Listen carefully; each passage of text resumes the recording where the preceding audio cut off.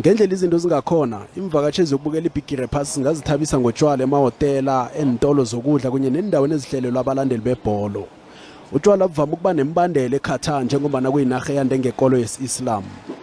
Ekuthomeni, inarha ebuswa bukhosi le beyivumile bona izokunyefisa imithetho yotshwala nakuthiwa imphaliswaneli. Yagini kamuva ngamalanga okugcina. Nanyana uqiniswa kwemithetho ukuthengiswa kotshwala kuchiya abalandeli abaningi badanile nje, kodwa isitjhaba seKatar siragela phambili nokuza nezinye indlela zokuthabisa imvakashi.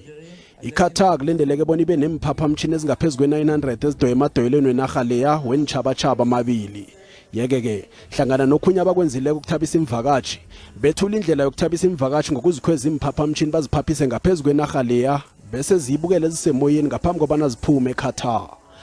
Abahleli bathi balindele imvakashi ezingaphezulu kwesigidi ezizokufika enarheni le zizokubukela iphaliswaneli.